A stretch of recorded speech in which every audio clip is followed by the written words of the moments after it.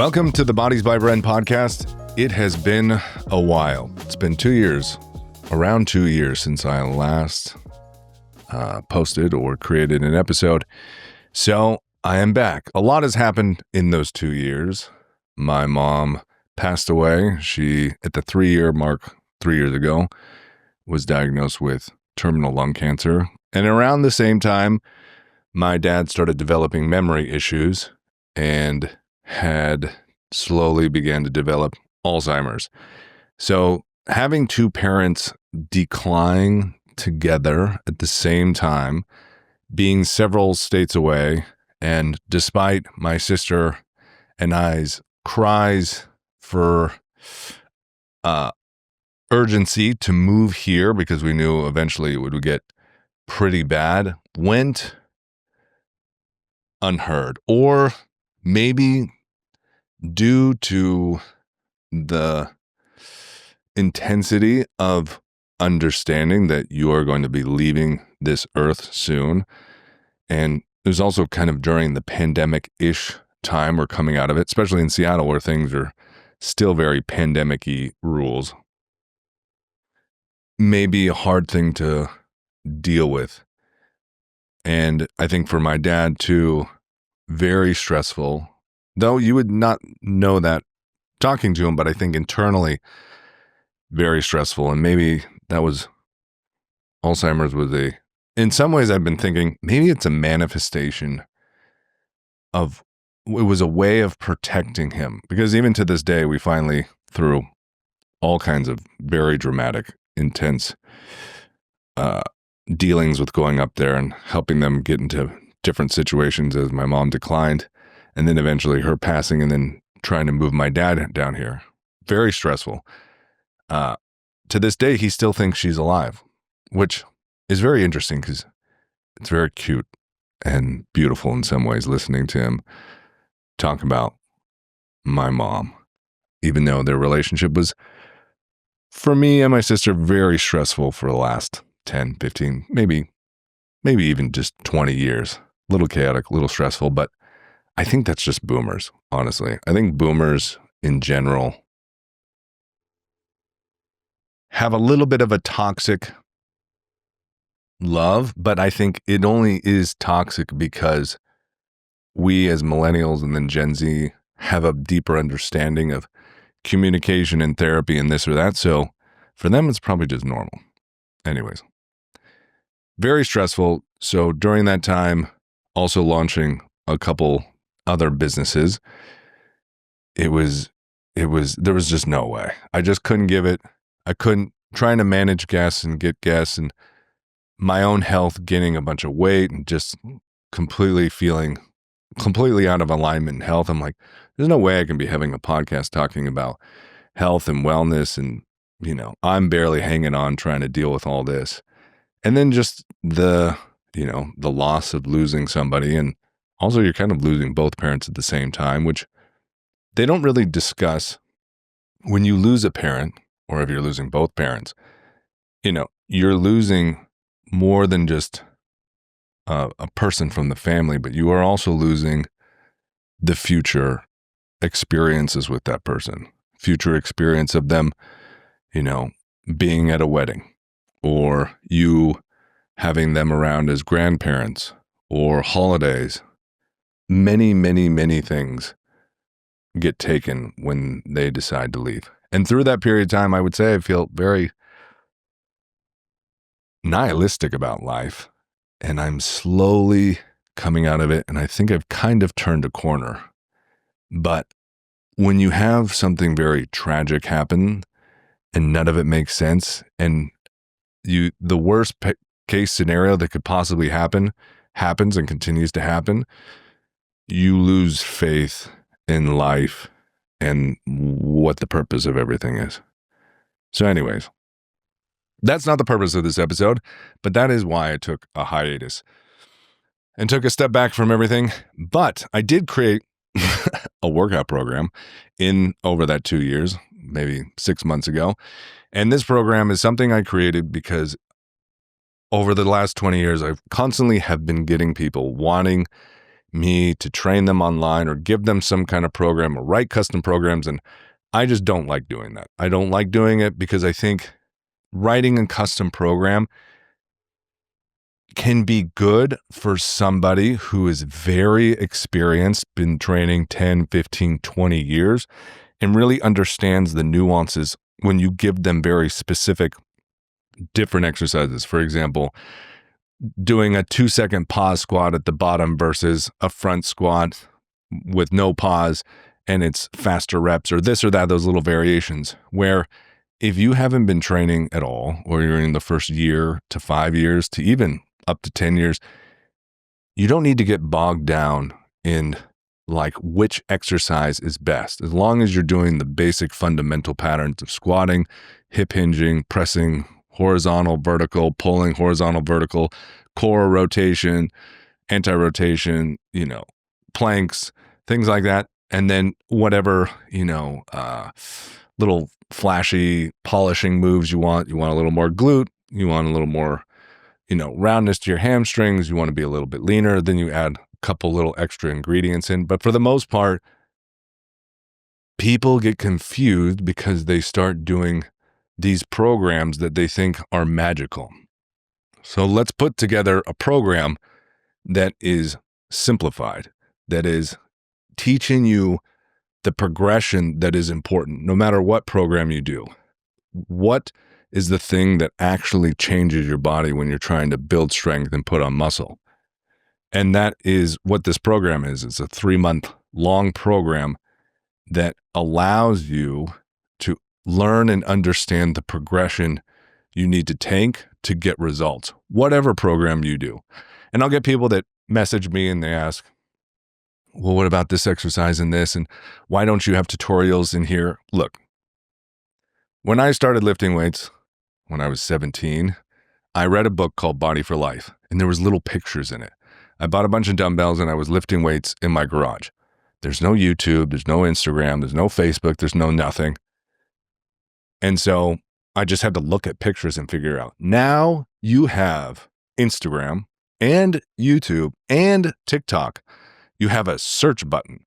You can literally type in any exercise, squat, split squat, push up, all of it. And you will get some of the most incredibly highly produced, high quality, great coaches, especially on YouTube.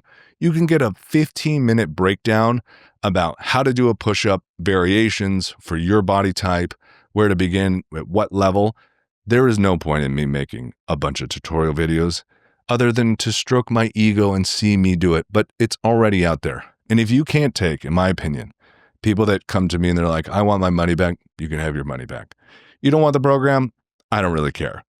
I made it for people that want to learn to lift weights and get stronger. And if you can't take 30 seconds when you probably spent, 2, 3, 4, probably 6, 7 hours on your phone scrolling social media, and you can't type in split squats and watch videos, maybe watch 5 videos in less than 5 minutes and study the form, then you haven't even, it's almost like I'm eliminating people that aren't that serious. Because if you wanted me to be spoon feed you me doing the movement, there's nothing magical. Also, I don't want you in the beginning to get too obsessed with there is a specific way to do a movement.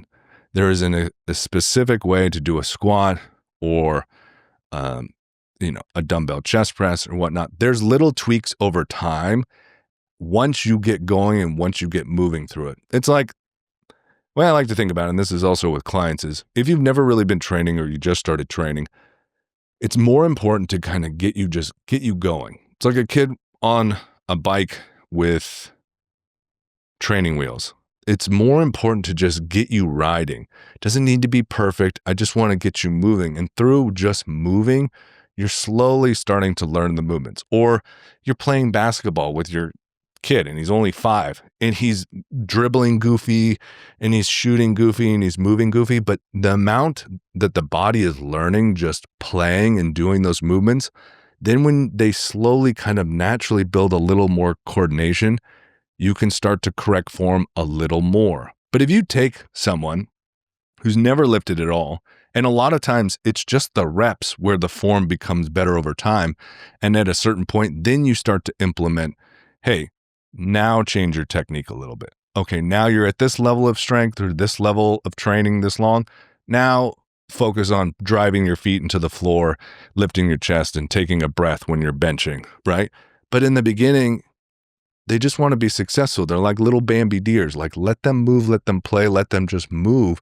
Because if you start taking someone who's never lifted and you make strength training, which is overwhelming for most individuals already, especially women, and you start coaching them like they're some high-level power lifter and talking about lat activation and driving energy and force through the floor and, intra-abdominal pressure when they're benching and all this, it's like you're trying to teach them advanced Japanese and they haven't even learned the basic alphabet yet or even the basic words. It doesn't make sense. So anyways, that's a rant about that. But this program is 3 months long and you can repeat it through you can repeat it for an entire year. So 3 months, repeat it again, another 3 months, repeat it again, another 3 months. And each time, the why you can repeat it is because the results come from progressing the weight over time. Week 1, so there's phase 1, which is a month, phase 2, which is another month, phase 3, it's another month. You start with your weights and each week you progress the weights up. So at the end of the week 4 on each of the months, you've ended hopefully heavier than you started. So if you start the whole program back over, you start week 1, but you start with the weights you started on week 3 or week 4, and then you progress it again. Now, this program is designed to be able to do it at home. I wanted something just like my roots. I lifted weights at home for several years before I ever stepped in a gym and lifted weights, and I got great results. And you don't, in the beginning for a year or two, don't need much more than a bench and dumbbells. And as you get stronger, you will have to buy more dumbbells, but that's not that crazy of an investment.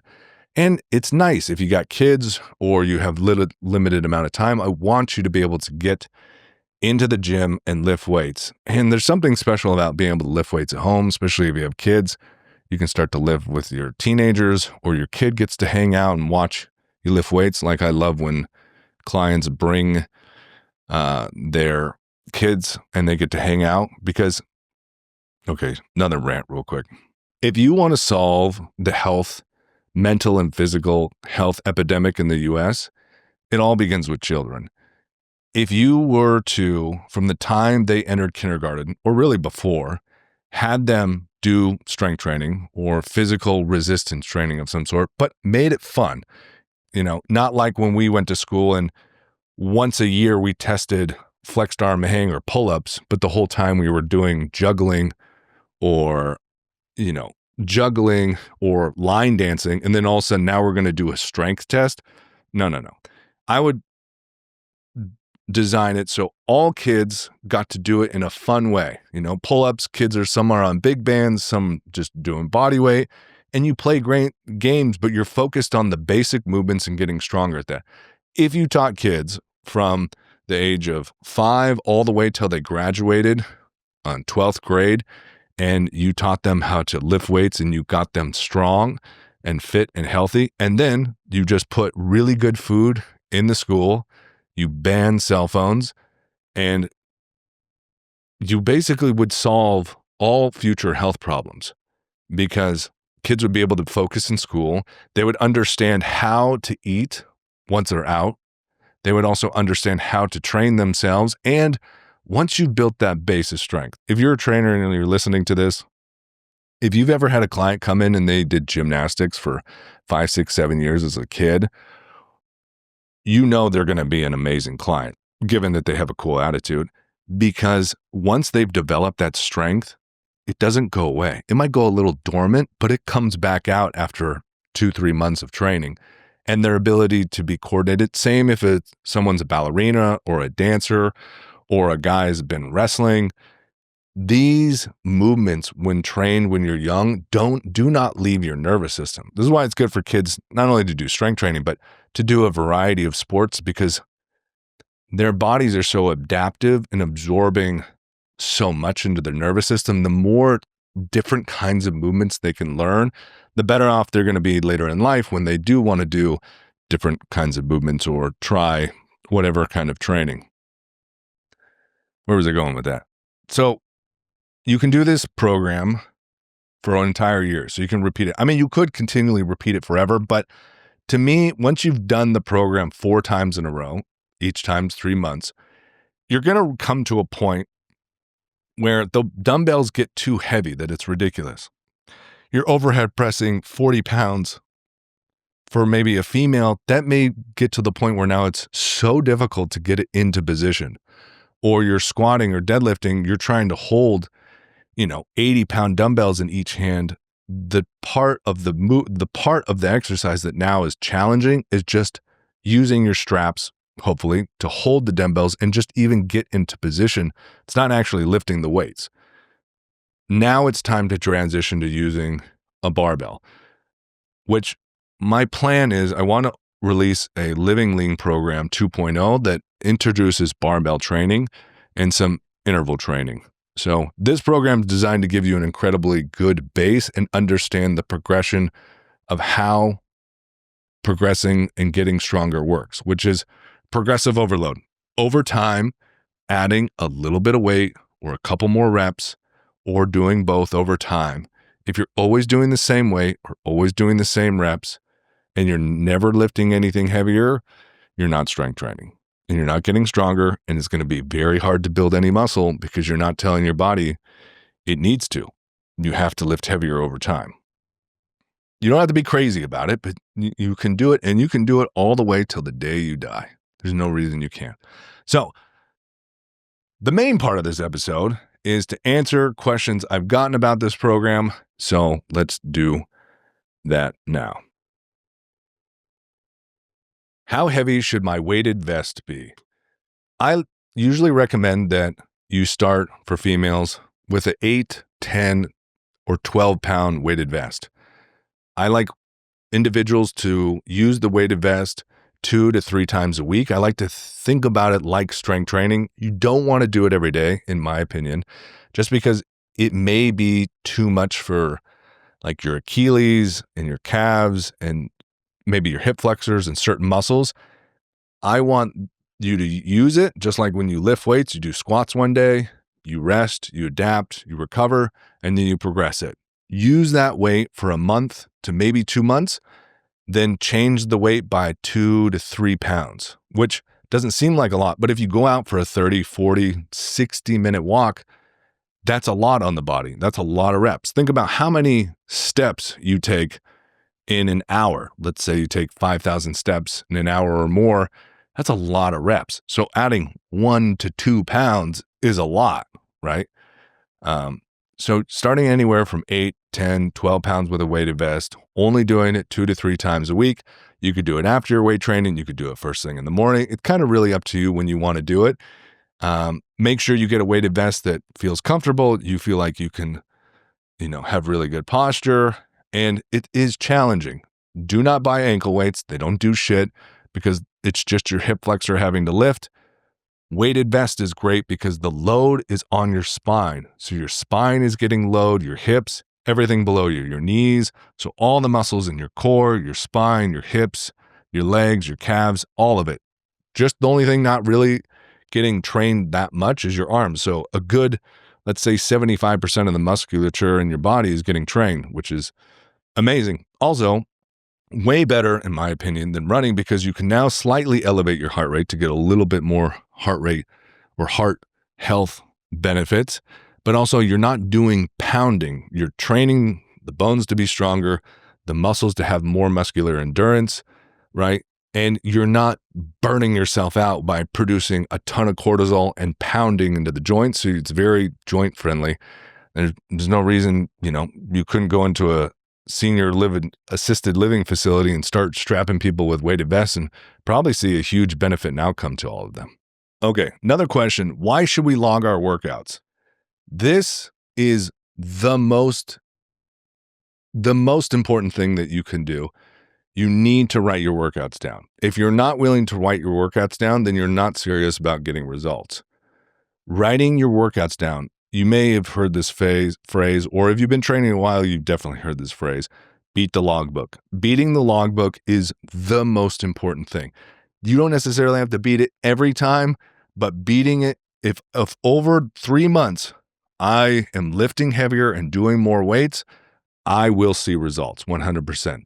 And depending on if I'm trying to get leaner or bigger or whatever, that's depending on a little bit of cardio and nutrition. But if I want to put on muscle and be stronger, it 100% comes down to beating my logbook. And it makes your life so much easier. In the beginning, it's going to be confusing. So say you're doing my program or anybody's program, you're going to write down the exercises. In the first workout, undershoot what you think you can do. Let's say it says do 3 sets of 12. Okay. You're like, I'm not really sure. That's okay. That's the first couple workouts are an experiment, but try to undershoot it. That is not your time to go all out, right? Because if you put too much stress on the body, you go too hard, you leave no room for your body to adapt and challenge yourself a little bit more the next time. So let's say you're going to do a dumbbell squat. Warm up, do a set with just your body weight, and then grab a 15-pound dumbbell. Try that. Now, if that feels really hard, perfect. Stay there, do 2 more sets. You're supposed to do 3 sets of 12. But if it feels like, wow, I did 1 set of 12, I probably could have done 20 of these. Okay, go up 5, 10 more pounds, rest a little bit, try another set. Once you're somewhere where, on your 3rd set with a weight, you feel like you have a couple reps in the tank, maybe 3 to 5, that's a good weight to begin with. And then from there, that's when you start over time adding a couple reps, or ideally 5 to 10 pounds each week or every other workout, as long as you continue to beat the logbook. Now, in between sets, you write that down. And then when you come back to do that same workout, you already have written out what you did last time. Copy paste in your notes, or it's in your notebook and it's written out. And then you go, okay, this is what I did last time. Maybe you left a couple notes. This was easy. This was hard. Stay with this, blah, blah, blah. You know exactly what you need to do. You follow that exact program and you just try to beat it by a little bit, add a little bit more weight or add a couple more reps. And you just follow that. This is laid out in the program, but that is the most important thing. If you're going in the gym and just lifting based on feeling, you're never going to get anywhere. You're never, ever, ever, ever going to get anywhere, because I can tell you so many times something feels heavy, but I'm 100 pounds like under where I should be lifting, and I slowly progress up in weight to the weight I need to be working based on my logbook, and then I lift it. And I was like, there's no way that should have happened. In my mind, I felt totally tired already just using the bar. So your body lies to you, your emotions lie to you. You cannot do that. In the logbook, if you see videos of Arnold or any of these old lifters, they have logbooks and training books that go back 40 years. And they over time, lifting and getting stronger is all about mastery. You're going to learn so much by taking notes and writing things down. Plus, when you're lifting weights, it's not about getting through the workout as fast as possible. You should be taking 90 seconds to 2-minute breaks between each lift. So you have plenty of time to be writing these things down, and it's going to make your life so much easier. Plus, if you come to me or another trainer and you're like, I don't know why I'm not progressing or this and that, I can go, okay, show me your last month's worth of workouts, and I can look at it and I can diagnose what's happening. Why is this? Like, I can see what needs to happen. Maybe we need to drop the reps into a lower rep range and you'll continue to progress. Maybe we need to add more sets because it's just not enough work to help you progress. Maybe the exercise you've literally done everything you can do and it's time to actually change out of that exercise, or add a variation of the exercise. Maybe it's like a deficit split squat instead of a normal split squat, or it's a pause squat, or whatever it might be. But if you just come to me and be like, I don't know why I'm not progressing anymore. You're like, okay, cool. Show me your workouts and your numbers and your weights. I don't know what they are. I don't know what to tell you. No trainer, no coach can help you. No. Like, if you're really serious about getting results, you will track all your workouts, or you will hire a trainer to track all your weights. I know all my clients' weights. I know what they are inside of my mind, and I always have goals inside of my mind. They've outsourced all their thinking and all their logbook logging to me. And so I'm always trying to get them stronger on the basics, chin-ups, pull-ups, deadlifts, RDLs, all the basic barbell movements. And some movements, aren't great for some people, but the basic movement patterns over time, I figure out what works really well for certain people and just try to get them stronger, try to get them to be able to do really good push-ups and step-ups and ab wheels and all the basics. And that's what you should be doing too. Okay, this is an interesting one. Why do you suggest Yoga Nidra after weight training? Okay. This is an interesting one. Why do you suggest Yoga Nidra after each weight training session? So Yoga Nidra is yogic sleep, and Huberman calls it NSDR, or non-sleep deep rest. And what it is it's a guided meditation, but it's different than just sitting there and doing a guided meditation. Is you're lying down, and it's a particular format in which someone guides you by moving your mind's awareness to different body parts to bring you into your body. And by doing this, your body may or may not, but the goal is for your mind to go into this place between conscious and unconscious. And when that happens, your brain goes into delta waves. So it's very restorative. And you may, as you practice more, get this experience where it feels like your body's asleep, but you're aware of what's going on in the room around you. You're consciously there. You may experience this if you ever take a nap, or in the morning you're kind of dreaming and you can feel yourself starting to come. It's almost like you're coming out of the pool and you're coming to the surface, where you're like, you feel yourself coming awake. What you still feel kind of sleep, but you can hear stuff going around on in the room. And so this is beneficial because it puts you in a parasympathetic state. After you weight train, I find it's one of the best times, or after you exercise, the best times to meditate. And meditation is important because the more mindful you can become, the more conscious you can become of your decisions, like eating well and getting to your workouts and logging your workouts and making better choices. If you're unconscious, how can you make better choices? And then how can you get to your goals?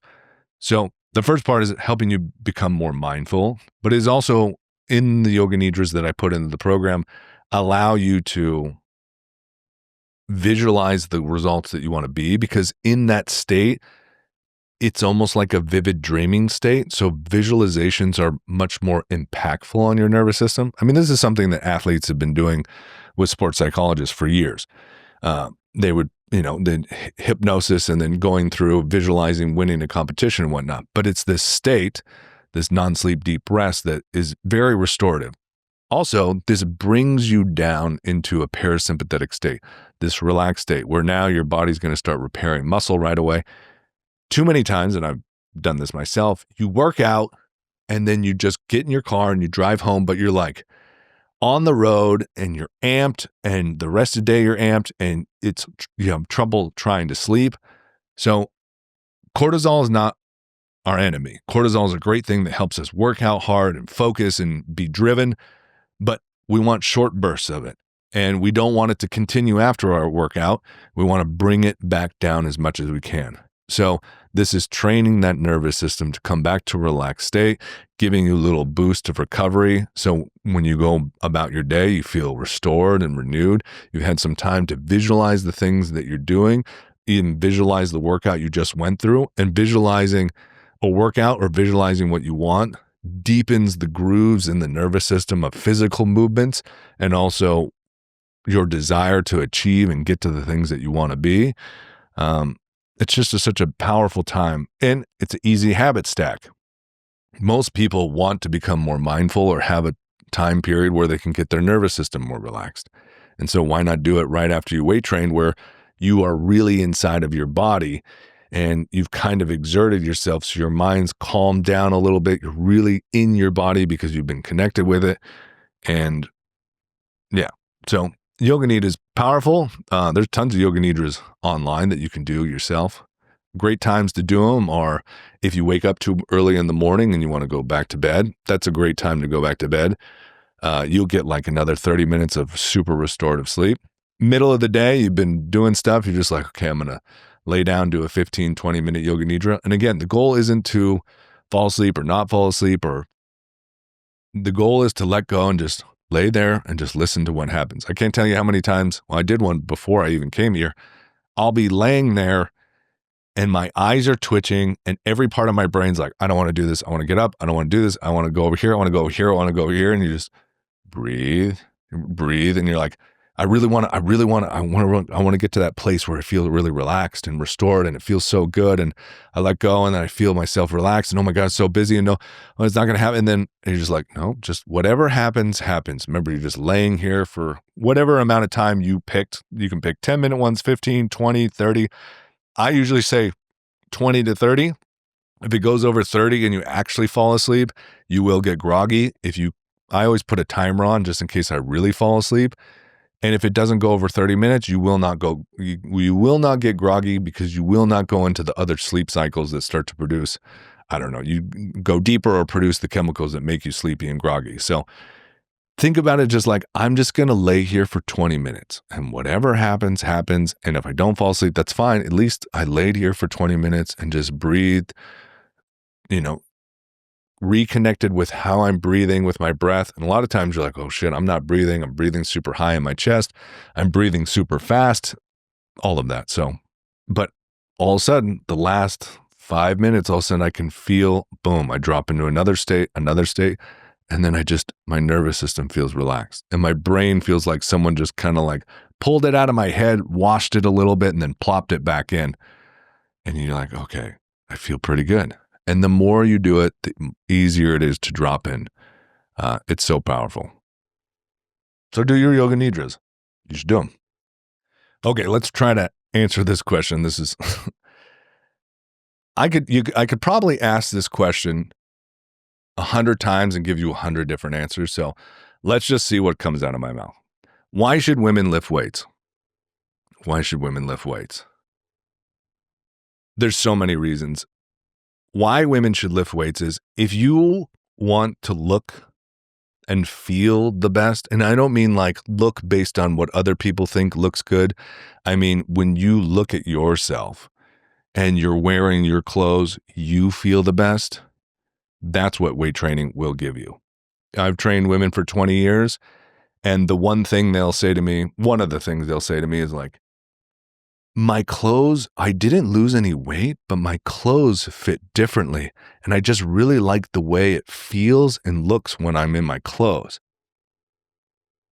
That's amazing. That's amazing. And what comes along with it is your gain in strength, your gain in ability to interact with your environment and feel confident and powerful changes your perception of yourself, which is a huge part of how you actually look is just your perception. And as you become more powerful and strong and capable and feel good about yourself, because now you're not just focused on, I want to be smaller, I want to be smaller, I got to starve myself, I got to be smaller. But now you go into workouts, no, I want to be more. I want to get stronger. I want to be more capable. I want to do more pull-ups. I want to do more push-ups instead of, I go to this workout class to absolutely destroy myself. I fucking hate it. It's awful. It's stressful. And all I'm trying to do is get smaller. I'm not aware of if I can do anything better. And so that's one reason women should lift weights. Another one is as you age, and I think you're seeing this now, look at people like J-Lo or Sofia Vergara or women as they get in their 50s and 60s and 70s. These women look amazing, sometimes better than some 20 and 30-year-olds. And I think they're redefining how you can live. And you see this with all genders too, male and female, but how you can still experience life into your 50s, 60s, 70s like you are in your 20s and 30s. Think of like when you get to your 70s and you're like, okay, I want to go backpacking around the world. What would limit you to the types of adventures or the types of travel you would go on? Money, yeah, but your physical ability to get on planes, trains, buses, and deal with all that. Get up and down monuments and travel to museums and walk all day long and be able to recover from that stress. When you're physically strong, you can go and go and go. And so being strong is going to allow you to taste the nectar, the fullest nectar of life as long as possible, right? My dad is unfortunately in an assisted living facility. I would love to have him in my house, or my sister would love to have him in her house, but we don't have the space, but also the amount of care he needs is very challenging. It's very sad. But he has his own little apartment and the community is in, but going in there, you see people that are not having a good time, but they're alive, and some are getting spoon-fed, and some people's minds are not there, and some people have been there for a long time, or they're physically incapable of doing much. I don't know about you, but staying strong is going to allow you to be independent as long as you're going to take this life and be as independent as you can until you leave this life. You know, I think the book was Lifespan. You should be trying to focus in your mind, increasing your lifespan and decreasing the disease span as much as possible, or your health span. So your lifespan is the whole thing, but your health span is the period of time that you are healthy, and the disease span is the time that you are sick. There are many people living a long time, but their disease span, the period 5, 10, 20 years that they are sick, is a long time. And so your goal is to limit that as much as possible.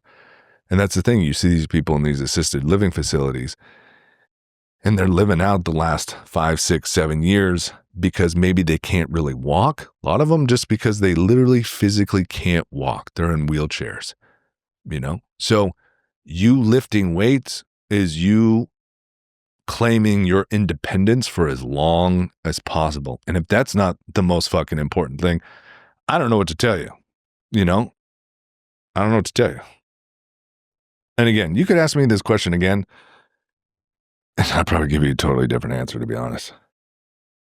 What is the biggest mistake women make when it comes to lifting weights?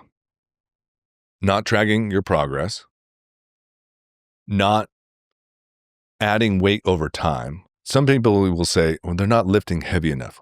Heavy is relative to you as an individual. As long as you're lifting in a rep range and you get close-ish to failure, that's a challenging enough weight. But if the next several workouts you're doing that movement, you aren't going up in weight, even if it's just a couple pounds, that's the biggest mistake you can make, is not adding weight over time. And I understand it's challenging to understand that. That's why you need to hire a trainer. Or like, again, if you get my book, if you at any point you're using my program and you are confused about your form, take a video, send it to me. I'll help you.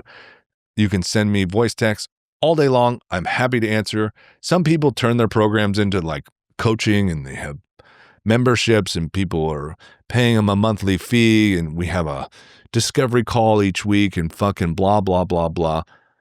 That's not me. It's never going to be me. I don't fucking want to be on my phone all day. I don't want to be scheduling shit on a computer. So if you want to send me a voice text at any point, you have any question, I'm happy to answer it, as long as it's not ridiculous. If it's a dumb question, I probably won't answer it. But most people don't ask dumb questions. Ask your question. Ask your question. I will answer it. I'm happy to help. I want you to get lifting weights. It's so important. Or hire a trainer. Now, some people might say to me, I don't have the money to hire a trainer. This is what I recommend, right? And I also recommend this to trainers. If you want to help more individuals, start training people in small groups. You can make the price cheaper, but people are now in community training together.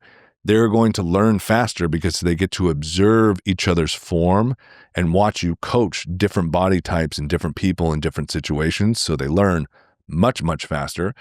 And also the individuals that typically wouldn't push themselves or sandbag because of mental blocks, will break through those blocks without you needing to do anything. Because if you have one or two people that naturally push themselves or are a bit stronger than other people, that will challenge people, especially women. Women are extremely competitive, not in a, I want to beat you, but I want to be a part of the group. Therefore, everyone's getting stronger. I need to get stronger to stay with my team, my group. Not like I'm better than you because I'm stronger. It's different than males. Males, it's for sure, I'm the one who can fucking deadlift the most. Other males are like, I want to deadlift more because I want to fucking beat that guy. It's totally different. This is why I also like training women, because they get so excited when they get stronger and they're so positive and so happy. And, you get to create an environment where they get to connect. And I was listening to a podcast with Huberman. I don't remember which one it was. It was pretty recent. It was something to do about life or health span. And they said that based on studies, the thing that is one of the best indicators of longevity is how often you see people a day and interact with people, which makes a lot of sense because a lot of the blue zones, whether they eat differently or this or that, or you meet people that take all the supplements and do all the workouts, or you meet that one person who smokes all the time, but they're hanging out. Like, think of cultures where they're eating pasta or still smoking cigarettes or drinking coffee, but they're so connected with, they're seeing people and interacting with people and talking to people. So a big part, or based on what they were saying in this episode, I can't remember what it was. My bad. I'm not good at citing all this shit, but you can find it. If you can find it, post it in the description below. Please. Thank you. That, seeing people, literally, even if you're an introvert, just seeing people, going out, interacting with people, or having community is the number one. And I really believe it. Something happens to our brains. We are social animals. So lifting with your friends, there can't be anything more fun. So you can't afford a trainer. So you get 2, 3, 4, 5 gals. You don't want to get more than 6. Gets a little crazy once it gets more than 6. You find a trainer, you go, we want you to train us. Or you find a trainer that has a group and you join that group. You will get so much out of it. Like, I'd rather you stop paying for your health insurance and go get a really good quality trainer and train with a couple friends or new people and have community.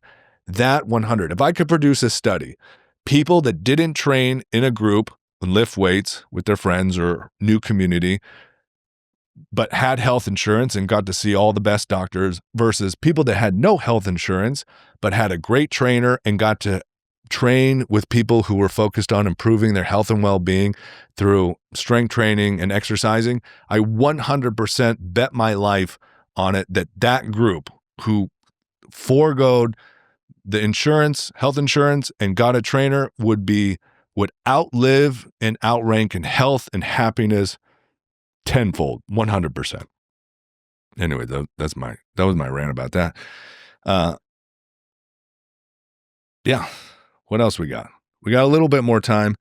We'll have to do a part 2. Okay, so if you've gotten this program or you want to lift weights at home, here's the equipment you should get. Well, if you go to Bodies by Brent on Instagram, my link in the bio, there's a list of the equipment.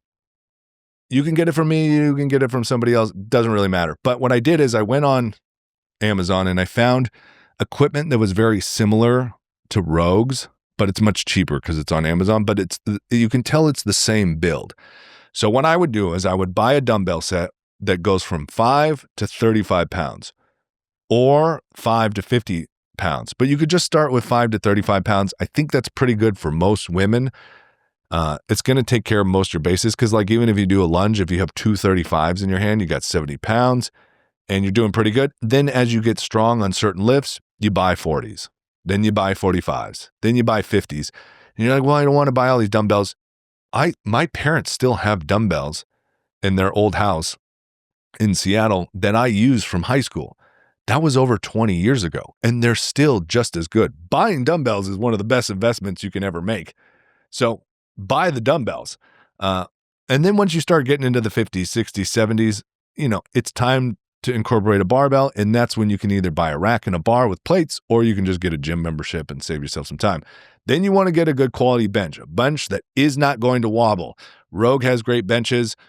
The benches on Amazon I recommended are great, and you want one that goes all the way to 90 degrees, so completely up and down, so you can sit and have support, and it goes multiple different angles as it goes back, like 35 degrees, 45 degrees, different degrees, and then goes all the way flat.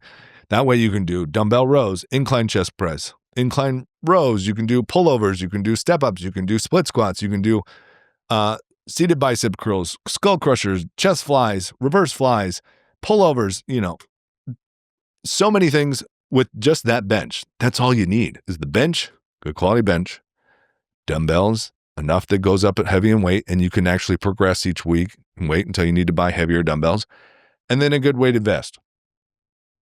Weighted vest, that's a little tricky. There was one company that reached out to me that had really, cute vests for women, but they started at like 2 pounds, 3 pounds, 4 pounds, 5 pounds, and the heaviest one was 12, which is usually where I start people, and they're not interchangeable. The weight is the weight, and then it just stays that way, which is to me ridiculous, because if you're training with weights, the goal over time is to increase the weights. So to me, it's ridiculous, but it's fine, whatever. Amazon has some. I have links in my bio. There isn't any perfect ones. Just, I don't know. Look at reviews, find one you think's good, and just go from there. That's what I think about that. Okay, that's about all the time we got. Let me know if I should do a part 2. I'm starting this back up. I have another podcast called Two Fun Guys Podcast. So now I will be trying to book guests for this podcast, that podcast, and then running a couple other businesses. So I'm going to do my best. But if you ever listening, there's something, a particular topic you want to hear, or there's a guest or a person I think I should interview or talk to, let me know. So this is an important thing I wanted to say real quick. This podcast is not about me thinking I have all the answers and I am some enlightened trainer that knows all things. I don't have a perfect body. I never will. I don't have perfect genetics. I've been addicted to shit. I fucking partied. I've done it all. And I'm not ever going to be, I hope I don't come across preachy. There's a couple things I'll be preachy on, like you should lift weights, but I'm not going to be mad if you don't. There's periods of time where I didn't lift weights for years. I just got burnt out from it and this and that. So this podcast is maybe many things, but one of the reasons I originally started it was I noticed when I train clients together and say one was struggling, let's say losing weight or eating to lose weight, the other one was maybe more successful at that goal, that person would share with the other client who was struggling some of her tactics. And I would see a light bulb go off in that other client. And then they would start getting results, even though I probably told them the exact same thing and same strategy, but it didn't click for some reason. It's like over time, this is the same with like you have a spouse or a friend. You can't be the person that's always telling the person, this is what you need to do. This is how you need to change. Eventually you're like a father figure and they're like, dude, stop telling me what to do. But then for some reason, having people share their stories, something clicks and it creates the change. So part of this podcast is, training people for a long time. I get to ask a lot of questions and I get to ask, a lot of people go to a lot of different professionals and some stuff would work and some stuff wouldn't. And I'd be like, wow, that's interesting. What if other people knew about what this person went through and that worked for them? So it's really a platform to give, because I really believe you are 100% responsible for your health. And there isn't one way or one path. And many things may work for one person that don't work for anybody else. Everyone is so individual. And that's like when I work with all my clients, it's not cookie cutter. There's some things that we will all do. We will all lift weights. We will all do some things, but who you go to heal this or work on this or this therapy or craniosacral or acupuncture or facials or, sauna cold plunge is for this person. This person fucking hates it. Carnivore this. It's so individual and it's a puzzle. And you have to figure out your own puzzle. But if you're exposed to many different puzzles and through people's stories, maybe you can reach that health. And that's the intention, is I want you to figure out your health and well-being, because no doctor is ever going to save you. I learned that very quickly. You got to think out of the fitness, wellness, health field. I see people in a year way more than any other health, fitness, wellness professional does. More than your doctor, more than your gynecologist, more than your eye doctor, more than anybody. I see, unless you get cancer, I see and have more conversations with a person in a year, way more than anybody does. I get to know them so deeply. I get to make suggestions. I get to hear them go through all the different things that they try and this, and I get to hear a lot, and I get to see what works, and I get to see what doesn't work. And you do that long enough, you see patterns, and you see things that just repeat themselves. And hopefully I can expose some of those things to you. And also, I'm on my own fitness journey and forever will be. And as I change and age and interest and stresses, and I discover new things about my own running my own operating system. What worked when I was 20 isn't the same or even close. And sometimes there's periods of time where I can't even figure out my own body at all. I'm like, what the fuck happened? And then all of a sudden I feel back in control, and I figured out the things that help regulate my nervous system, and I can take this much in this. It's always a puzzle. It's always fucking changing. So it's on my own curiosity. I love fitness and health. So it's to have these conversations to educate myself and continue to learn and grow and help all of you guys as though you're my own clients. This is our community to find health and well-being. So, subscribe, leave your comments, tell me what you like, DM me, buy the program, don't buy the program, I don't know. Do whatever you want, and I'll see you on the next one.